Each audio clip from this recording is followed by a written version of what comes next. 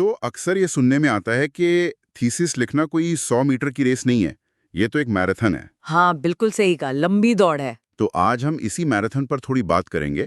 हमारे पास Saurabh pen content digital का 2025 का एक लेख है और हम देखेंगे कि ये जो थीसिस लिखने की लंबी, कभी-कभी मुश्किल लगने वाली दौड़ है, इसे कैसे पूरा किया जाए। और वो भी बिना पूरी तरह से थका हारे, मतलब जिसे बर्नआउट कहते हैं, उसके बिना। हाँ, वही।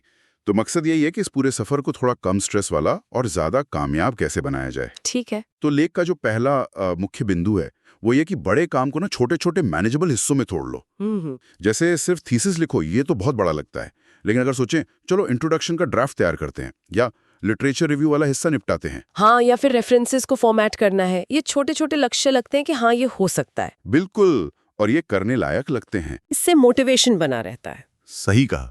तो ये सिर्फ काम को बांटना ही नहीं है, लेख ये भी कहता है कि हर छोटे हिस्से के लिए ना एक रियलिस्टिक, मतलब असल में पूरी हो सकने वाली डेडलाइन तय करो। हाँ, रियलिस्टिक डेडलाइंस ये जरूरी है। और फिर उनको ट्रैक भी करो। आजकल तो कई टूल्स हैं, जैसे नोशन है, ट्रेलो है, इनका इस्तेमाल करो ताकि सब कुछ आखिरी महीने के लिए ना छूट जाए। ये आखिरी वक्त पर सब कुछ करने वाली आदत तो बहुत कॉमन है। बहुत ज्यादा, इसीलिए ये टूल्स मदद कर सकते हैं। अच्छा, और एक और तकनीक की बात है लेख में, 45-15 नियम, मतलब 45 मिनट काम फिर 15 मिनट का ब्रेक। ये कैसे काम करता है? ये फोकस बनाए रखने का एक, आप कह सकते हैं, आजमाया हुआ तरीका है।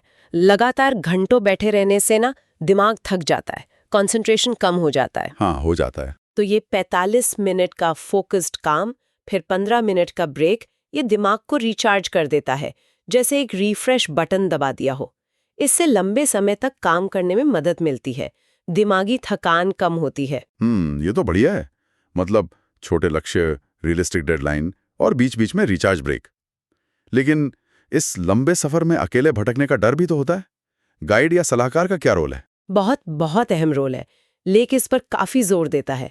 अपने सलाहकार के साथ नियमित रूप से मिलना या बात करना। नियमित मतलब कितना? जैसे शायद हर 2 हफ्ते में एक बार, एक चेक इन या अपडेट जैसा।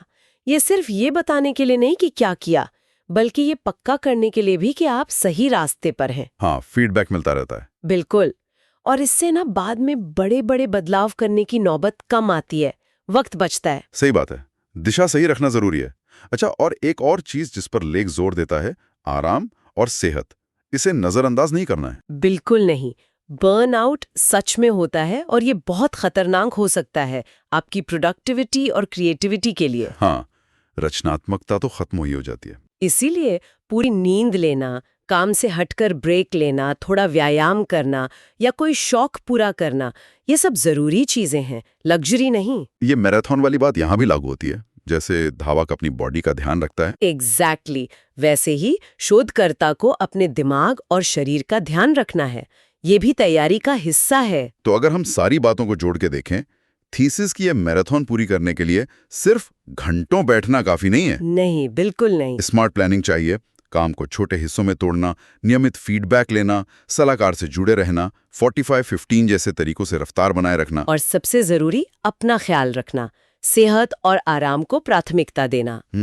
तो संक्षेप में यही कुंजी है, योजना बनाओ, स्मार्ट तरीके से काम करो और मजबूती से खत्म करो। हाँ, और ये सब सोचते हुए ना एक सवाल दिमाग में आता है। क्या? कि ये जो रणनीतियां हैं, टाइम मैनेजमेंट की, सेल्फ केयर की, बड़े काम को तोड़ने की, क्या ये सिर्फ थीसिस जैसे अकादमिक कामों पर ही लागू होती हैं? अच्छा सवाल है। या फिर जिंदगी के जो दूसरी बड़ी परियोजनाएं होती हैं, दूसरी चुनौतियां आती हैं, उनमें भी ये उतनी ही कारगर हो सकती हैं? ये सोचने वाली बात है।